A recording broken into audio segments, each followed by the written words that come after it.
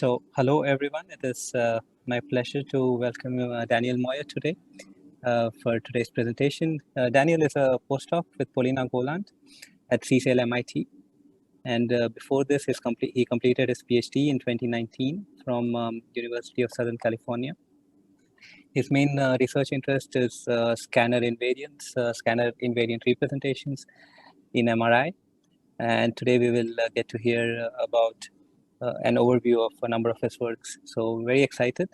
And Daniel, you can start. Thanks. Yeah, thank you for the introduction.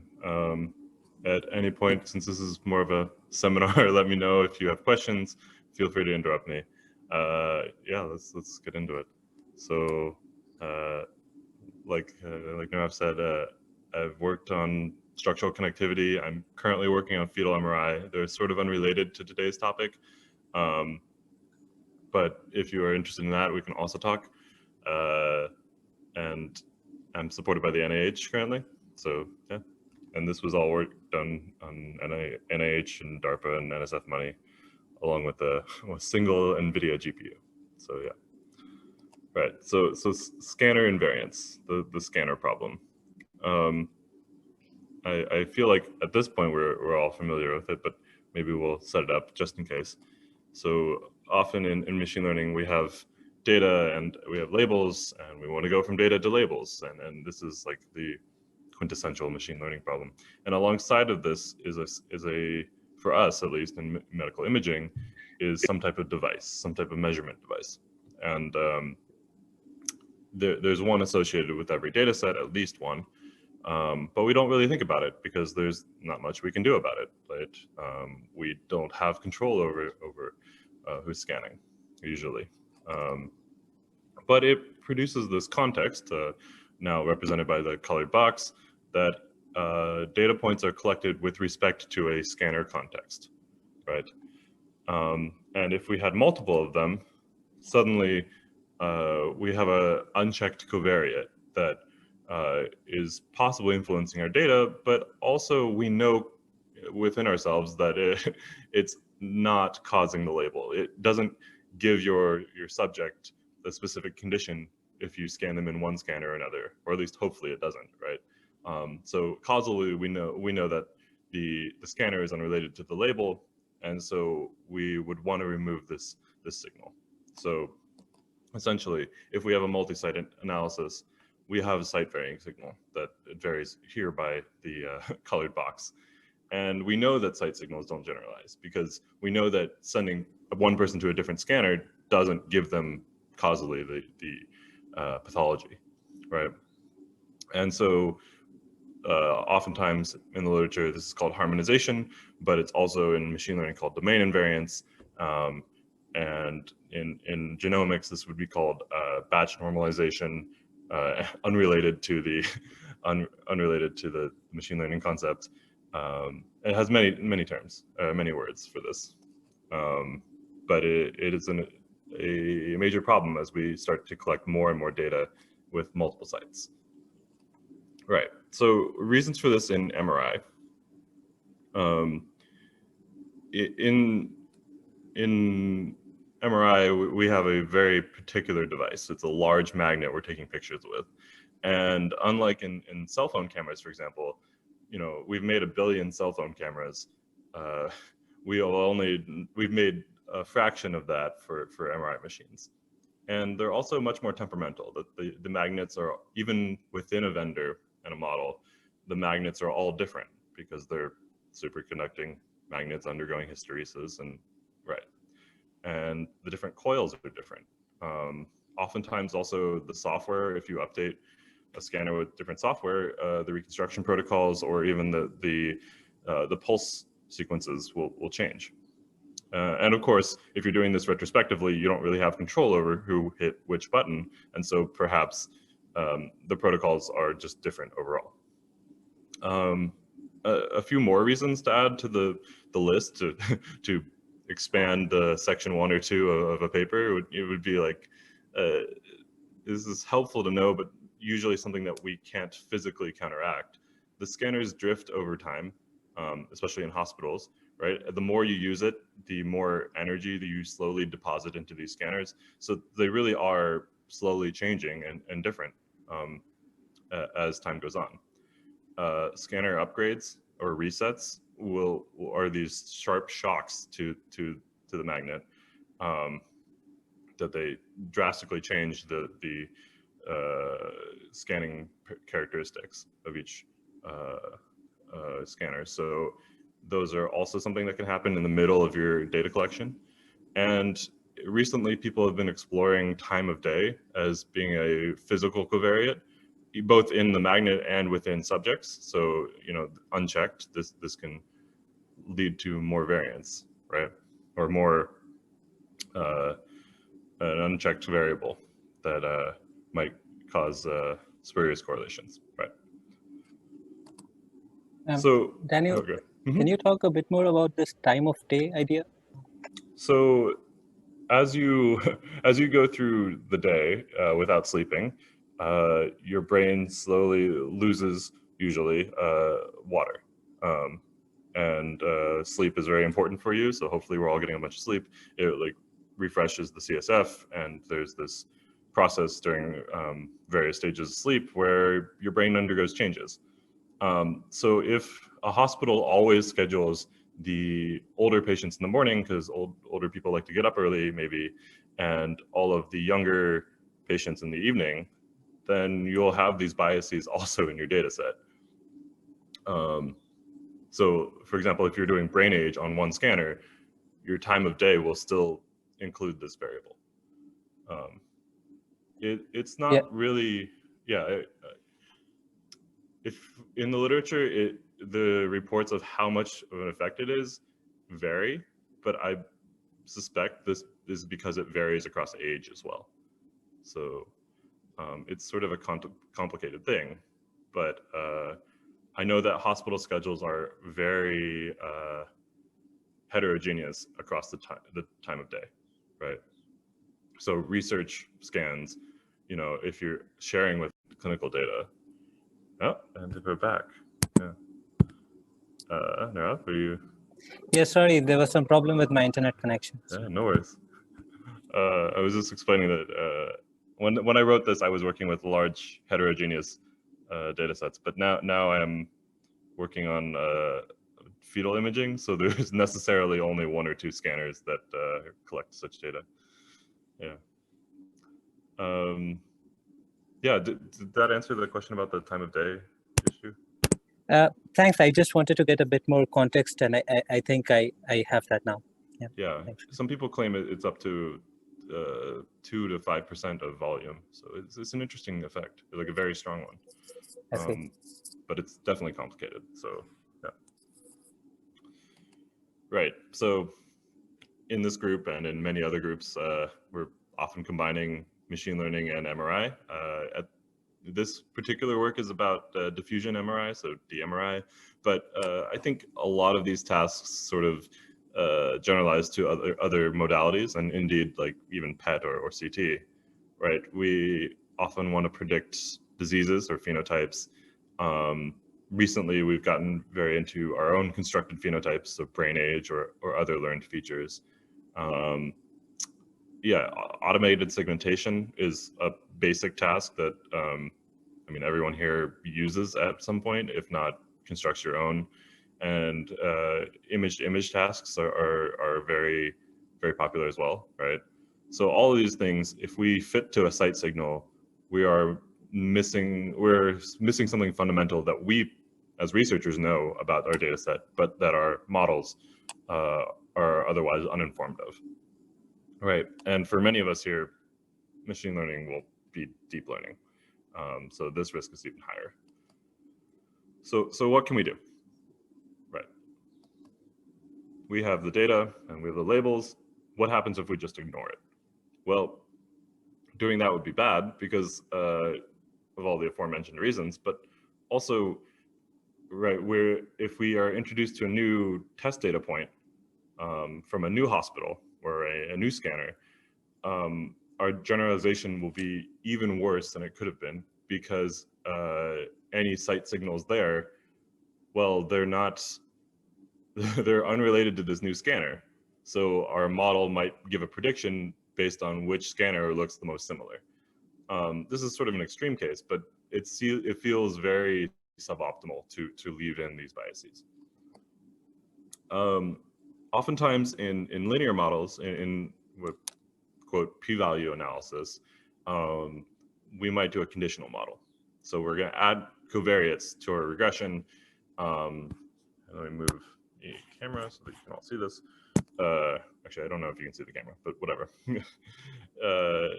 Yeah, so yeah, we've added covariates to our analysis, so now we're getting probability of labels given data and our scanners.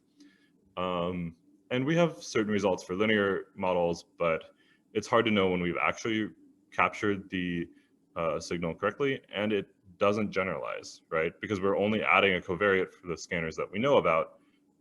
This doesn't help us generalize to sites that we have not seen yet. Right. So what's become popular and what I've been working on recently have been these invariant representations. So instead of conditionalizing our outputs based on the site, we can instead try and learn a representation that is uninformed of site. So remove just the information about S, the scanner variable, from our data X. So learn some representation Z that is uninformed of S. And then whenever you use Z, you're guaranteed that whatever you do with it will be also similarly without S. That's the data processing inequality. So this actually appears in a lot of fields. This shows up in domain invariance and fairness, and here in harmonization, and yeah. So also it includes adversarial models, disentangled models, variational bounds. This is a generic archetype that's quite popular. Right. But again, for our purposes, we're gonna say that we're doing deep learning, right? And we're just gonna paper over all of the other thoughts about deep learning and just say it's gonna be flexible function approximation. And if we do flexible function approximation, we have a lot more potential to fit to these site-wise signals. There's a paper from Ender and Ben Glocker maybe 2 years ago now, that the last in-person Neuro-Ips, where they showed that you could just take T1s, like a whole T1, and predict which scanner it was from quite easily with very high accuracy. So how do we do this in the context of a deep network? So here's the canonical neural network model, just a nice diagram. And we're saying that at some intermediate layer, Z, we have a representation. And if Z is uninformed of S, then by Markov chain rules, our prediction y hat, oh, this should be a y here, our prediction y hat is also uninformed of S. Right, so if we measure how informative Z is about S, that could be our measure of bias, right? And one way to measure this would be an adversary. So this is 2015, 2016 technology. And this use case list is definitely out of date because there are tens of these papers now at Last Mackay, for example. The idea here is just to add an adversary at this intermediate layer. So we're saying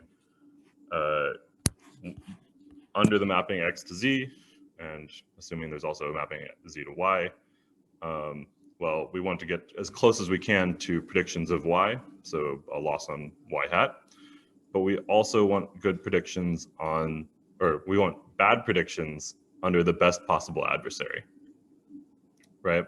So Q and P are parameterized by neural networks, and our adversary is also a neural network, and we want to trick the adversary by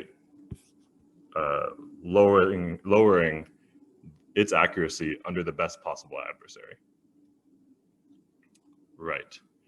So to make this even a little bit more formal, you can write this out all the way. So again, from the previous slide, x to z to y. And then we want to minimize a loss, and this should be a negative sign here. Sorry, these slides are a little rough. Right, the loss on z is the maximum over possible adversaries, right, of the cross entropy. So we want the how do I say this? We want the best possible thing to fight against, right? And depending on sign convention, maybe this is a max or min, but basically we want the most accurate adversary. So we want the one that gives us the lowest entropy, and then we want to increase that entropy as high as possible under this lowest entropy, right? So there's a mini-max game just for this adversary here. That if we do have the best possible adversary, we end up at the entropy, and this becomes the mutual information if you add a constant. So adversaries are necessarily doing this, that they're trying to reduce the information in Z about S. And if they did perfectly, if we optimize this perfectly, then we would have the invariance bound, or the invariance condition that we wanted here. We would have Z orthogonal to S, right? So, yeah. And again, this is to back up. If we do this well, then we can guarantee downstream effects. So if our adversary is guaranteeing that we have no more than L information in Z about S, then we are guaranteed that our prediction, Y hat, will have no more than L information about S.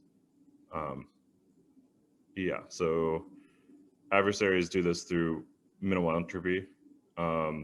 You can force Z structurally if you have a good estimate or a parametric form for Z, and a good estimate of S at every case. And then you could also do a variational bound on IZS. So that's the path we're going to take, this last option, doing variational bounds on variational upper bounds on mutual information. Right. So writing it out, this gets a little complicated, but we're going to write it out all the way through the tripartite breakdown of mutual information. And it's mostly algebra up until this last step, where we're saying here that the entropy, well, this is a estimate under some decoder, so from Z back to X, and it's a conditional decoder, including S, right? So the best of all decoders would actually be the entropy, but if we're estimating this using neural networks, we're saying we're doing our variational approximation, and this is a inequality then, that the mutual information is bounded by this compression term, the constant term, and the conditional reconstruction. Yeah. The compression term, well, we'll go through them one at a time, but we can write this down as networks, right? So the conditional reconstruction, it looks like an autoencoder, except now it has a conditionalization at the bottleneck layer, at the intermediate Z step, right? And the compression term is a condition on that Z. So it looks similar to the VAE condition, except instead of having a prior PZ here, we have a QZ, and this is the empirical marginal, right? The marginal induced by our encoder. It will later turn out that the form of compression here doesn't really matter, at least in the experiments that I've run. That as long as you have some form of compression, it works out okay. But that's a different story. The last term is a constant, but it really is the amount of information that you cannot get rid of. It's the amount of information that predicting about X, just knowing the site alone tells you about the scan, right? And you would combine this alongside your predictor branch, so the PY given Z branch over here. since 2018, when we came up with this bound, there are a few other formulations for it. If you know the distribution of Z, then you can play distributional games and do better algebra, essentially. And last AAAI, I think, one of my collaborators came up with a contrastive divergence alternative, which works very well. So that's Gupta et al. In 2011. But yeah, they're all flavors of the same bound, that essentially, instead of doing the adversary, which is on the lower end, and we need the best of all adversaries to achieve the bound, instead we're going to do a variational upper bound. And yeah, are there questions at this juncture? If not, I'm going to dive right into neuro-imaging. So, you know, well, last warning. Okay. Right. So this has been used by my collaborators and I at various other applications, a lot of domain invariance things, right? But we're going to focus on the neuroimaging results, which are the main focus of the paper that is here. And we're going to do image-to-image mapping between sites. So we're going to take in data from one site and send it to another. Right. So this is scanner representations, which is our MRM paper from this year. Right. So this is the previous slide again. This is what we started with. We have these technologies that we've come up with. And we really don't have a predictor branch. We only care about the variational autoencoder in the center. Conditional variational autoencoder. And then if we put additional losses on it, so we're saying, okay, we have a compression term that's from the bound, but then we have a reconstruction term, and we secretly know that this is diffusion information, so we're going to have a diffusion-based reconstruction term, and then we'll also have an adversary, so this becomes a VE GAN. Right, this is the network that we end up with from our archetype in the previous slide. So from here, which is just floating in space and could be convolutional, could be any kind of family, it could be recurrent even, like all of these other things. You can instance it for your particular case here. And the things on the right-hand side, the colored boxes in blue and green, they don't matter to the invariance condition. Like these are alternative considerations or orthogonal considerations. In my case, this is 2017, 2018. So I only had one GPU. So this is not a convolutional network because diffusion, well, we'll get there. Diffusion scans are quite dense, but you could do this for full images if you had the memory and if you perhaps weren't working with diffusion, we're working with just T1s and T2s and things. Right. So the important step for this is that our training mode just uses images from the same site. So we put in images on the left and we expect, and we put their site in at the conditionalization step in the middle. That's the colored ball in this case. And then we expect the reconstruction on the right-hand side. So this looks exactly like an autoencoder, right? We have an additional term on Z, which isn't listed, but it's essentially trying to push away the site information. And I guess intuitively, this is very, this perhaps makes sense that compressing Z in some form, but then handing back the site information leads for Z to not have site information because you're handing it back directly, right? So the best Z, if you're handing it S, the best compressed Z won't have information about S. Testing time, however, you can play games with it. You can mess with it. You here we'll put in all of the site biased scans, and then we'll expect them all to go to this chosen site, in this case the green site, and the output will hopefully be the approximation at each site, and we validate it empirically. But yeah, so this is the game that we're at testing time switching to our desired site. Right. So this is a reminder of what our architecture looks like. A little discussion about the additional things on the right-hand side, so the projection and the adversary. This is for diffusion-specific neural networks. Measurement space L2 loss, so in the B vectors, is not the same as spherical harmonic loss. So I don't know how many people here work with diffusion, but if you do, and you're doing deep networks on diffusion data, there's some very convenient bases, a convenient spherical basis called the spherical harmonics. And it feels like you should be able to take the L2 loss in the spherical harmonics, but because we're working with discretized measurements, right, for a specific number of vectors, this is actually not true, that they're not equivalent. And they are only equivalent if you had an infinite number of measurements. So that's the only case in where Parseval's theorem works. This is different from discrete Fourier transform. So DFT has Parseval's theorem, spherical harmonics do not. So you're actually required to do this blue mapping here to get a consistent loss. And this blue mapping takes you back to the subject-specific vectors. So it's different for each subject. Right, other considerations. We're using patches. Diffusion patches are dense, you know, like we have 90 channels. Actually, we have 120 channels in some cases. So I can't fit a full image on my GPU card, for example. Now with more easily accessible multi-GPU setups, maybe you can, but it will train very slowly.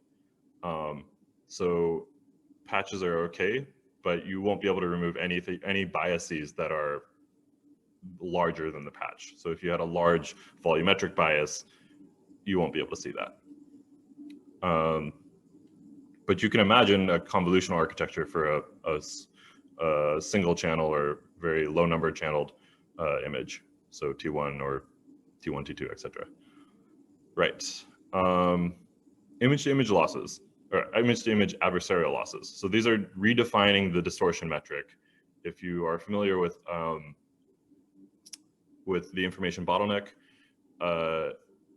like this is framing the loss in our reconstruction in terms of some abstract distortion metric. And instead of using L2, well, you could also use a learned distortion metric, so adversarial loss. And this has connections to perceptual loss in regular computer vision. But they still need to be trained separately. All the rules apply still, but it's really unrelated, I guess, to the invariance conditions. But I found it to be quite helpful, actually. And finally, the conditionalization for this particular architecture is incredibly naive. So it's, oh, sorry, wrong direction. It's just the concatenation of Z and S, right?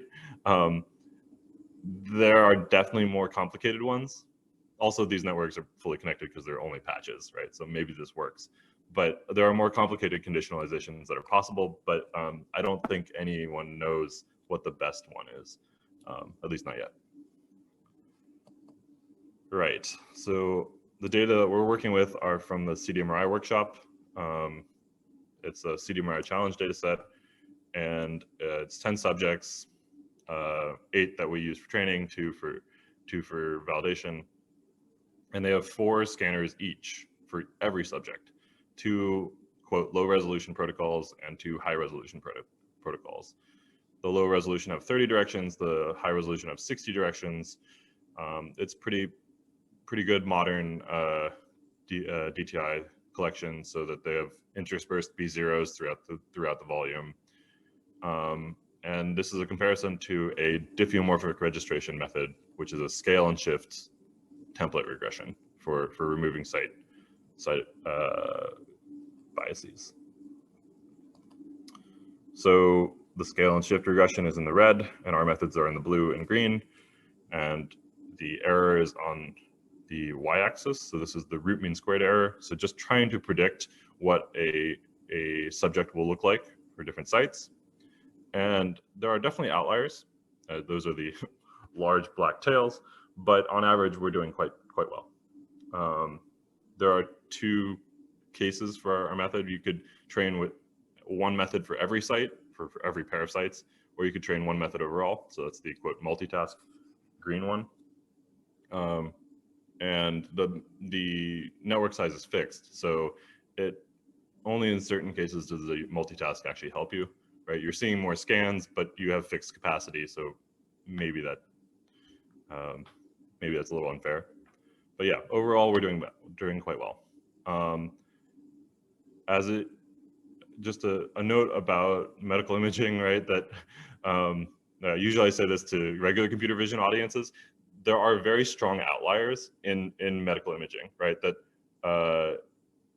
there are some pixels with or some voxels here with very strong values, right? We haven't quantized to 255. If you do the min-max mapping, where you map it to 0 to 1, everything will be very close to 0 because you have an outlier that's quite large. So these are somewhat expected, but we still want to reduce them. Yeah, I think investigating these outliers, even in your own data, perhaps to exclude them from your diffusion analyses, might be helpful. So that's for the MRI people. And for the regular computer vision people, like these will happen in every MRI because the dynamic range of the pixel values, the voxel values, is quite large compared to regular RGB images. Some pictures. So Merzalian's method, which works fairly well, but you can still see white matter patterning. You see it doesn't do very well in gray matter. And this is our single site method, which the scale is on the left here, or on the right here. We're doing quite well, but also we don't see any white matter patterning. So that's great. We don't do as well in the CSF, but importantly, we do equally well between gray matter and white matter, and between the various substructure gray matters and white matters. So that's quite promising. The multi-site method doesn't do as well, and you now again see the patterning. So that's a little worse, but it's doing fairly well compared to the Merzalian method. Right. And we also have ablation tests. So do we really need the full structure of our variational bound? And the answer turned out to be no. So the best you can do is this first column. And if you, this is for an adversarial test. So can you predict which site the original scan was from? And if you use our full method, most of the time you erase a good amount of the information. It's harder when you have all 4 sites. So this is the multitask method, but we get almost perfect in some cases, right? Especially with the same scanner, but using slightly different protocols, right? But if you use the conditional VAE, so using a Gaussian prior instead of that fancy QZ distribution, you actually do almost the same. You do quite well. So the intuition seems stronger than the actual analytic form of our bound. That if you're doing some form of compression and conditional reconstruction, this is good enough. On the other hand, maybe there just simply isn't that much information to remove.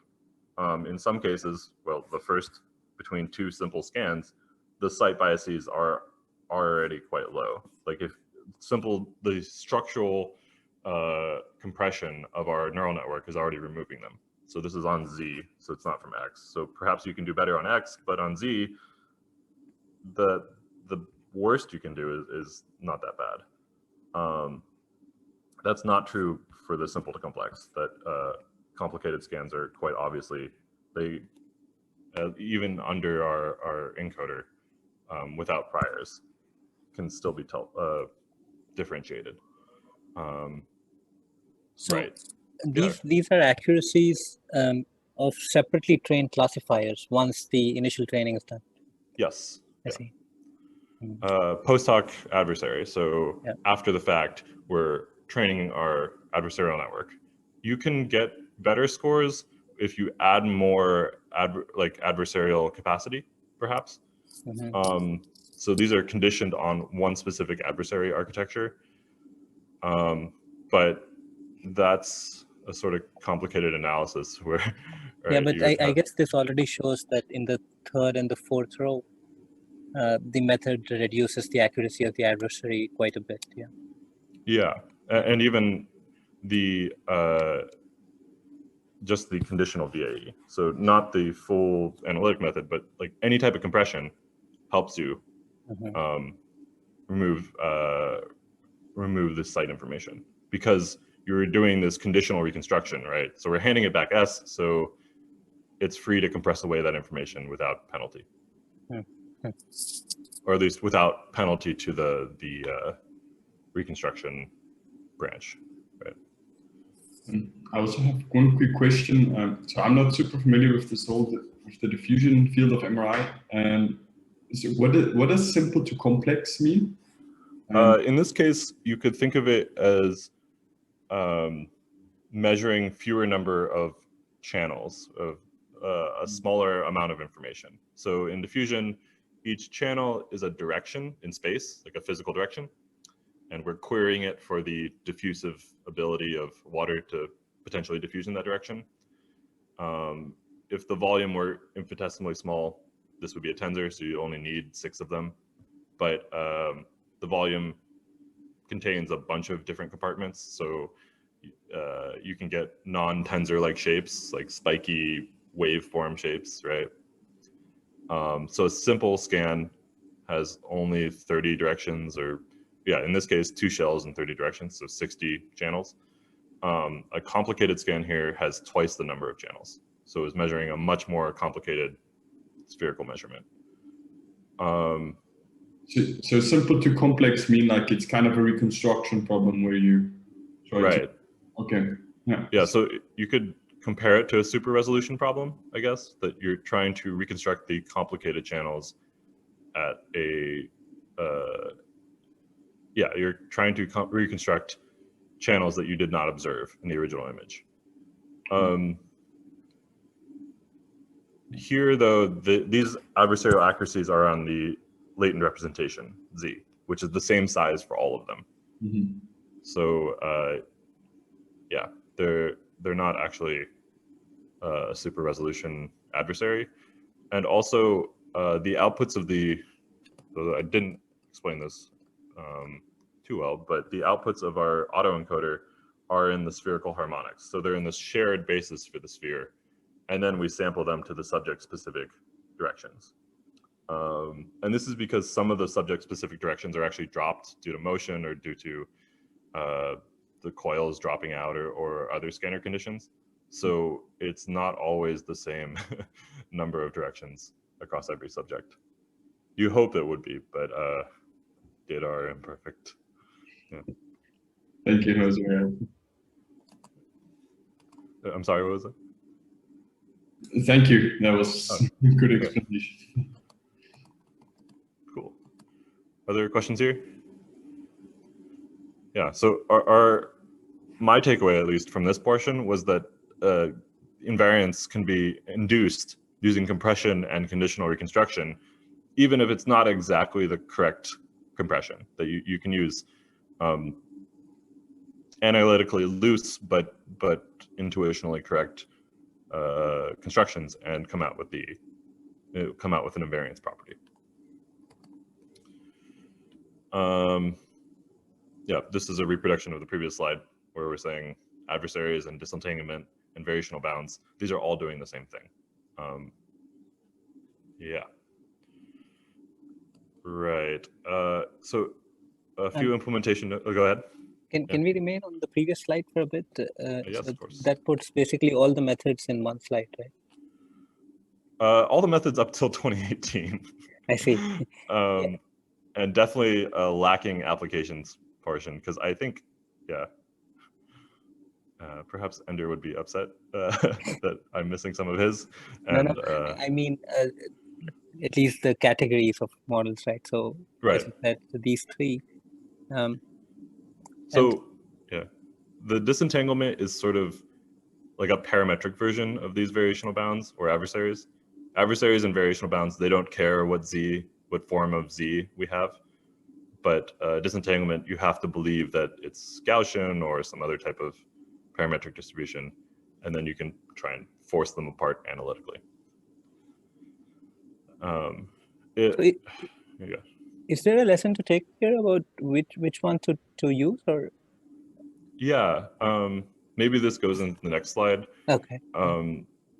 If you start, they're all asymptotically equivalent, which is great. But the easiest one to implement is the adversary. So start with this adversarial one. And we learned from our analysis, so our variational bounds aren't useless because the adversaries are easy. They actually tell us that, well, the adversary only works if you get to the best of all adversaries, right? That asymptotic, like, max over possible adversaries.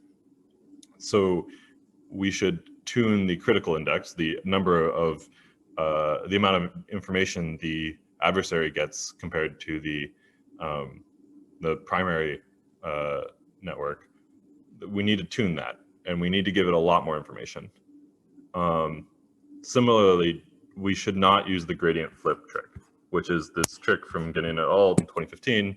And I'm not trying to harp on them because that was very early in the adversarial literature, right? This gradient flip trick lets you train both networks at the same time, but it turns out that the adversary needs a lot more information, so doing this is necessarily bad. Right. The variational bounds are easier in the sense that we have less networks, but they are harder to tune. Adversaries it's like just tuning another classifier. So great, we can all do that. Sorry, one more question. Yeah, what's the critic index in the previous slide? The critical index is the number of batches that you give to your adversary for every batch you give to your primary network. It has different names. I don't think critic index is the agreed upon universal term for it, but I've heard it batted around on the internet and here. It's essentially the idea that you need to give the adversary more iterations, more batches. So a critic index of 10 adversarial batches for every one primary step. Okay, yeah. Thanks. Yeah, it's pretty common in large GANs to have a critic index that's quite high. Yeah. Yeah. So does this also mean you need a lot of data to train your adversary quite well? That depends on context, because again, for us, or for this paper, it was patchwise, so we do have a lot of data, but not really, right? They're all autocorrelated somehow. But really, the adversary depends on your encoder. So no matter how much data you have, your encoder is at a specific state. So you need to get the adversary to be the best of all adversaries for that specific state, right? Mm-hmm. It's more a statement about, given your QZ given X, find the best adversary. Okay. Yeah, regardless of how much X data you have to train this encoder, you need to train the adversary better. So to make it better, you just train it a bit more than you would train the encoder. Right, better in the hope that gradient descent gets you to a better minima. Yeah. Yeah. Okay, thank you. Yeah. Other fun discussion topics, and so I think because Neuro told me that this was more of a seminar, I included some other discussion topics that people usually ask about and that I think are philosophically interesting, just as practitioners or methodologists. Again, this is our setup. So X to Z to Y, and Q is our encoder and P is our decoder. A lot of people love to think and talk about these encodings, or also they want to say, like, why can't we just map to a site agnostic image? Why do we have to map to a specific site at the end of the day, right? And what is the encoding? Can we interpret it? Is the encoding an image? And I think the answer is no, but we should talk about it if you have opinions about this, or if you're forming them right now. Like, Z cannot easily be an image because it is siteless.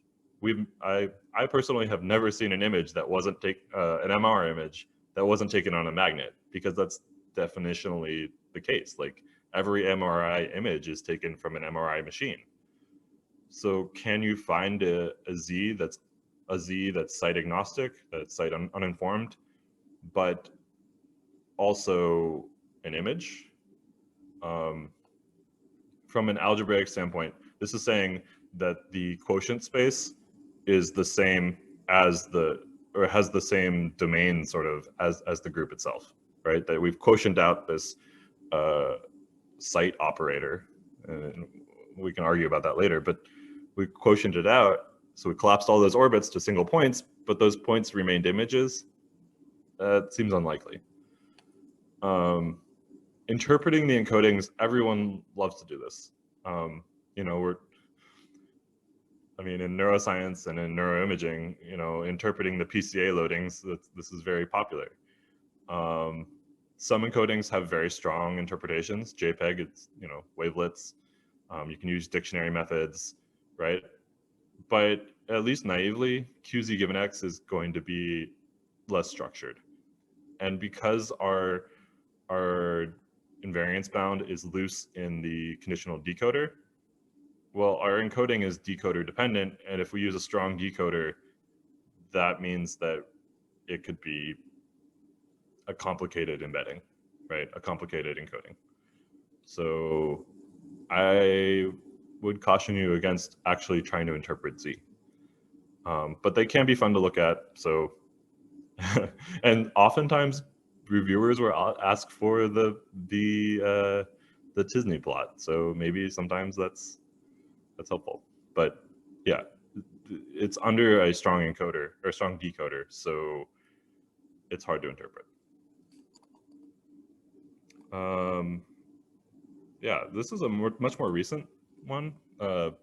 So this year at Mackay, this upcoming Mackay, there's a paper about fairness. And if you remember way back in the first couple slides, a lot of the original work about domain invariance was actually trying to produce fair methods under a specific definition of fair.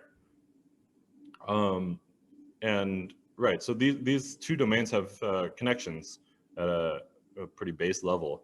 So maybe we'll see more work on this. Yeah, people, or this author this year at Mackay, I think it's ICL or UCL, they found that MRI methods vary by demographic group, so that we are being algorithmically unfair to various demographics. And whether or not you agree with this, it seems like a good thing to remove. So these types of methods might come up. On the other hand, just to be fair as well, fairness is a very complicated notion and changes by country. So what would be legally required of you in the EU might not be the same as the legal requirements in Canada or the United States. So these are things like disparate impact versus disparate treatment. So this is a whole field to dive into, but it's certainly interesting and definitely will come up in the future at all our shared conferences. Yeah. And I guess the last one is a little complicated. This last year, I and my supervisor proved this worst site syndrome result. It's got a lot of conditions at the top. So we're assuming that the model achieves invariance, and also best case that the actual thing that you're trying to predict, y, is asymptotically is invariant or is uninformed of the site, and that the representation is conditionally invariant, so conditional on the outcome y, that z and s are also independent. But if all these things are true, then the worst site gives you, or the worst site mediates the predictive power. So like you can't do better than a predictor trained on the worst of your sites. So if you put in a site that's completely noise and you asked for these conditions to be true for harmonization, then you will do no better than noise. it's really hard to form a constructive result. I have tried, I have tried unsuccessfully multiple times to do this for the IYS case. And if you find one, just publish it and I'll cite you all day. It's great. But we can form it by contradiction. So if your predictor was uninformed, if your predictor was uninformed of a site, but is doing better than the worst possible site, then it must have more information than the worst possible site. So it must be informed of site in some way, right? Like we can tell that something is not the worst possible site because our predictor or our representation Z has more information than the worst possible Z condition on S worst, right? So Z condition on S worst is a subset of Z and a proper subset of Z. So that's not good. So we've broken an assumption somewhere. That's I would say that's a weak proof because it's by contradiction. So we really want to know how bad is it. But yeah, this is sort of like a lowest common denominator effect.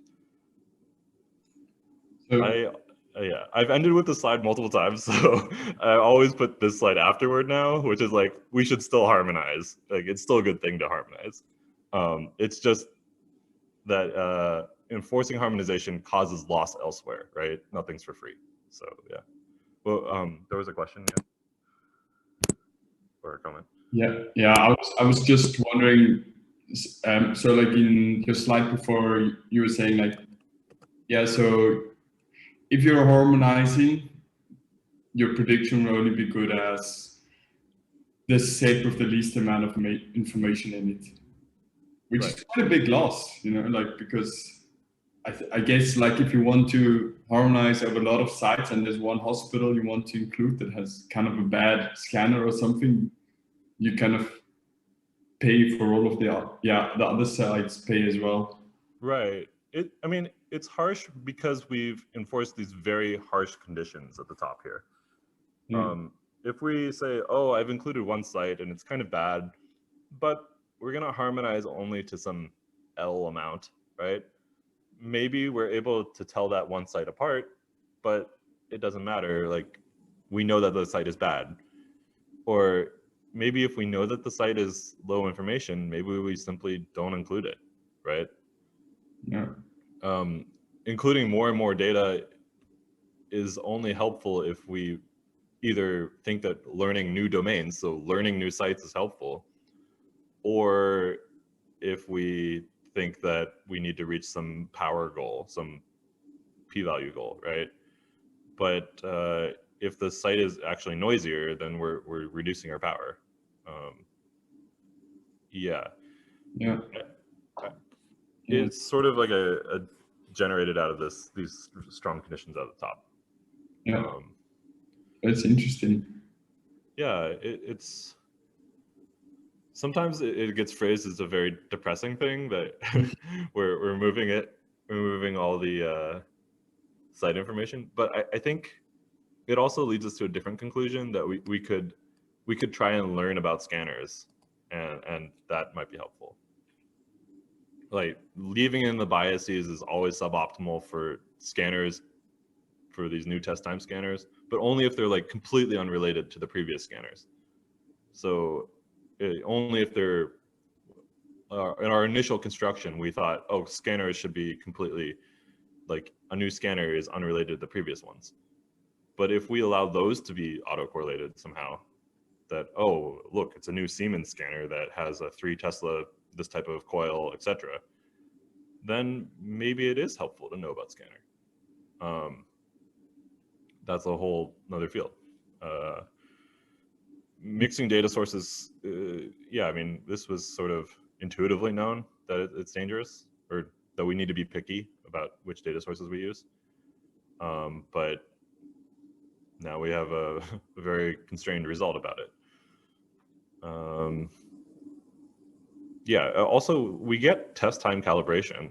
So we can remove, like, we can adapt to a site when we get there somehow. it's not as though we're forced to do this without looking at the new test time site. Yeah, that's all I have for you today. But we definitely have a lot more discussion content. Thanks for hosting me. Thanks a lot, Daniel. It was very nice, and especially thanks for also including these last few slides, which, yeah, thank you. Yeah. Are there questions in the group?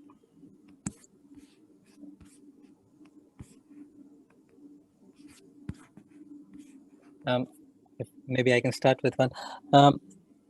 So in the machine learning community, there seems to be some work about this trade-off between adversarial robustness and accuracy. Have you had the chance to look into that, and maybe are there any parallels between that and the work that you described towards the end? Yeah, so I guess in this paper, in the scanner invariance paper, the MRM one, we investigated a little bit. We're showing that on average, an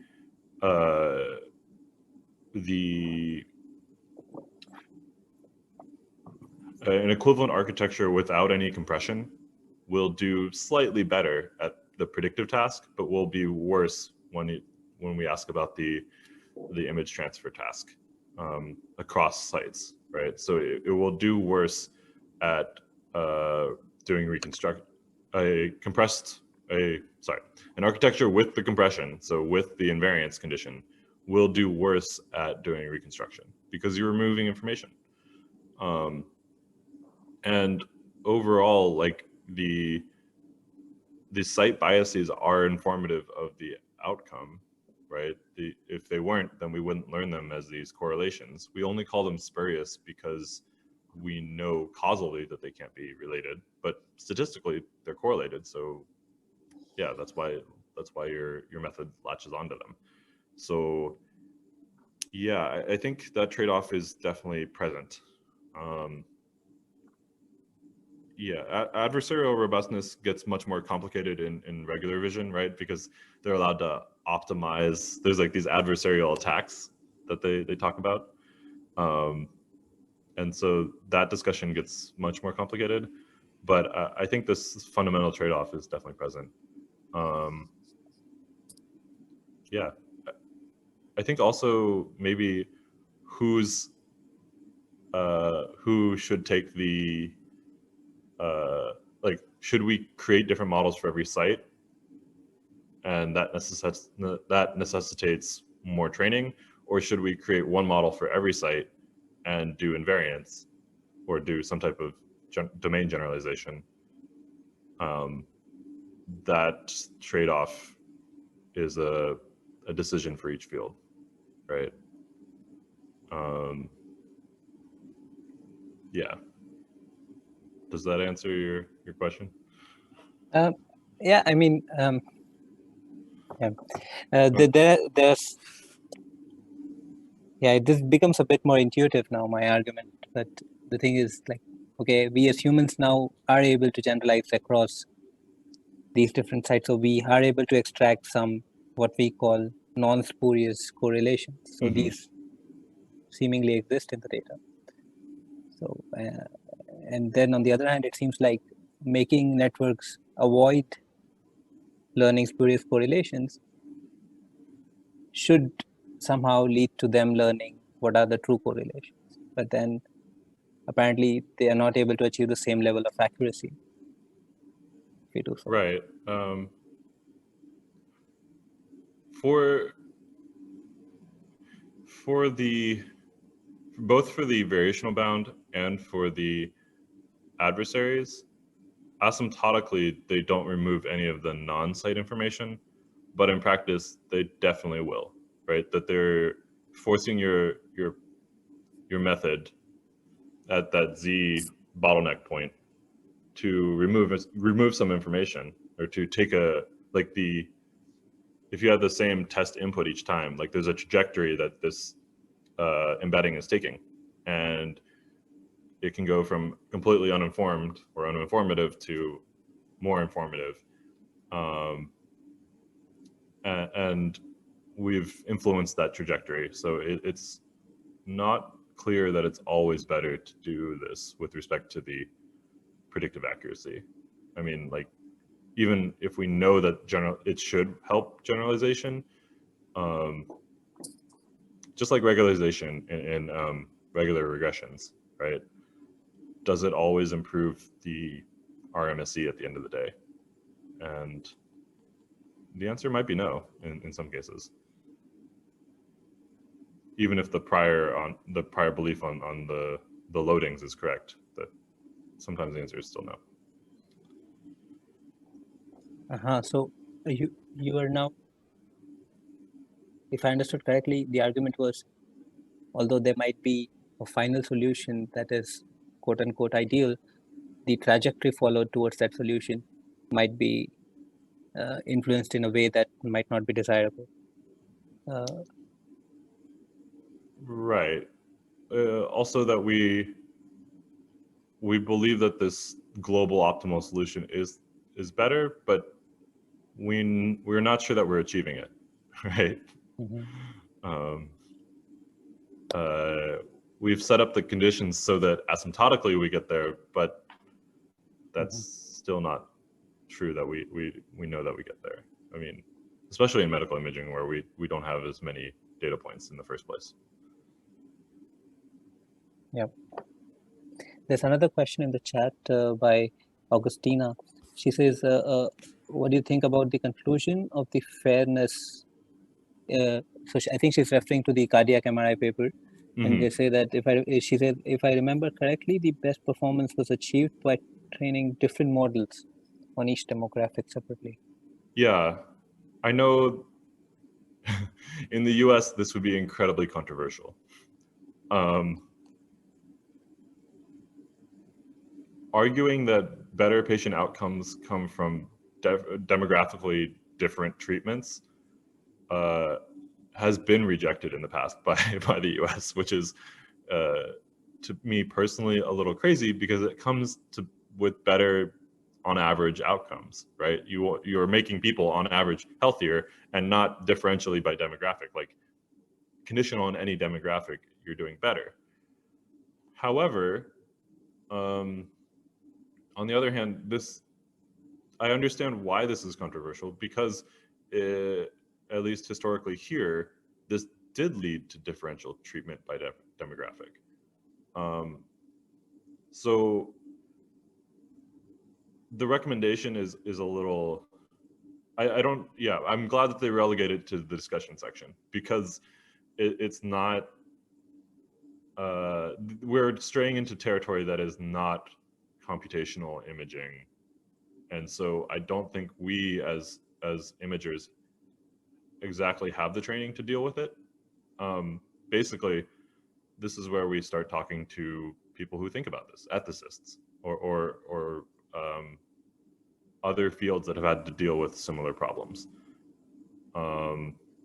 Personally, I think that the demographically differential treatment is fine, but I can't make an empirical statement that says I can show that you're wrong to think otherwise, right? Like that's not these aren't scientific statements anymore. So yeah, it's definitely complicated.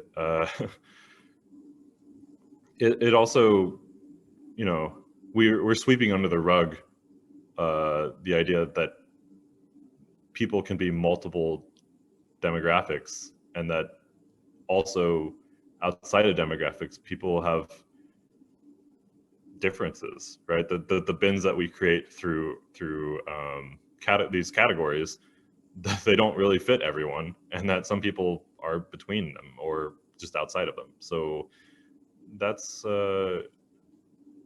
does that perhaps I mean, I don't think it's an answer to your question, but yeah, that's what I think. I don't know, how did you discuss it as a group here, or think about it yet? No, no. Okay. Are there other questions for Daniel? I was I mean, yeah, I also have a question that goes back a bit to this generalizability. Mm-hmm. So, yeah, at the moment, this framework's like removing site specificness for sites, basically. Right. We didn't look in this presentation at results like for sites outside of this training. Right. Right. Do you have any results on that? Like if you take another site, does this invariant still hold to some extent, or yeah? I have some results on that from other fields. Usually, so the MR ones are all either highly constrained because we need validation data across all the sites, or it was argued that it's not entirely, I guess,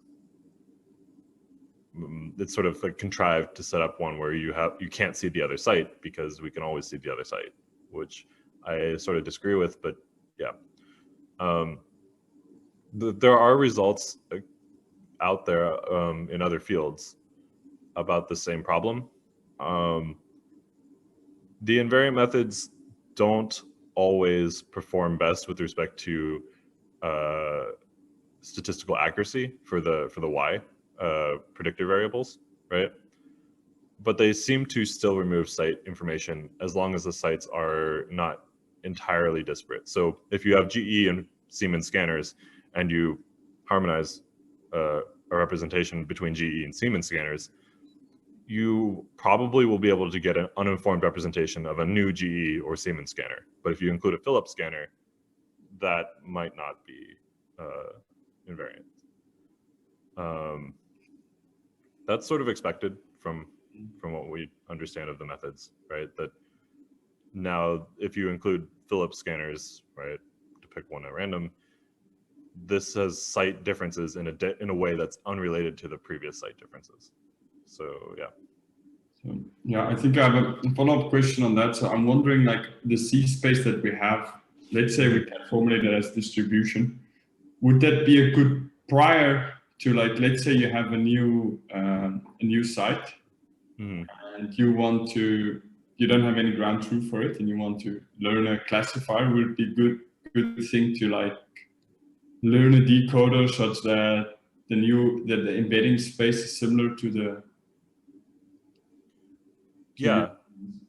I think people are trying the same thing even without invariance quite a lot, that they're doing either pre-training or that they are trying to take a large database of sites that they have and tasks that they have and learn an embedding, and then for their specific task, which maybe is more rare or they don't have very much ground truth at all, that they then learn the task on it. So this happens a lot in regular vision, even, where they're doing semi-supervised pre-training or like self-supervised pre-training,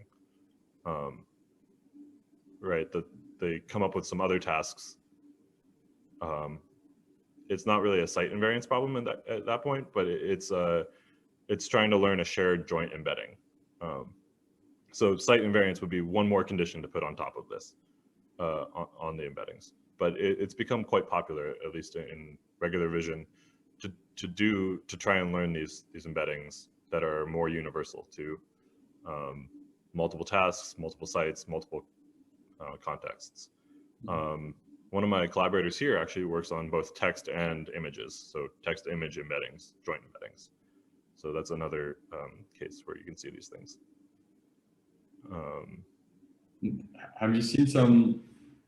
Where do you think lies some more potential at the moment? Like for like you said, I mean, there's a lot of new approaches coming up for like defining this invariance in the embedding space. Like, I think invariance is a very strong tool for specific things. Like if we know a lot about it, so physical invariance, for example, like rotations and translations, we have very base equations for it. So making methods invariant to those maybe not using this particular method, but using some of the equivariance literature, some of the physical equations like Max Welling's work, and Takako and his student. Yeah, that is a great use case for it. The scanner invariance work I think is important, but I don't think this is the one true answer, because basically, if you were able to simulate the different scanners, well, we should do that instead. It's easier, and it's easier to validate, and it's cheaper. But cheaper in the statistical sense that we're not removing information, right? We're just simulating a new scanner. The problem is that we can't do that yet. So we're forced to do these other avenues through adversaries or invariance bounds. Yeah, it's. I think this is one more tool in the toolbox. It's helpful to know the upper bounds, and helpful to put adversaries in light of the upper bounds. But I think either of them will fail if we include too many sites, because of this least common denominator syndrome. Similarly, I don't think we can simulate every site, so eventually we get into this different model for every site case, and that's somehow still suboptimal because we're not sharing information across all the sites. So yeah, that's not a very pleasing answer, that there isn't a solution yet. But you know, if we find one, great, we'll move on to bigger and better problems. Like, that'll be the end of it. Yeah. Thank you. Yep.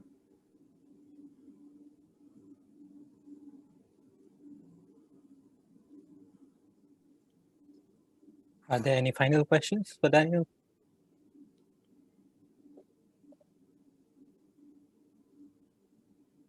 Seems like there are not. So let me thank you, Daniel, once again for the fantastic presentation and the nice discussion afterwards. Thank you very much. Yeah, thanks for having me, and I'll see you on the internet probably at one of our internet conferences or somewhere in the future. And yeah. Sure. Bye-bye. Bye now. Thanks.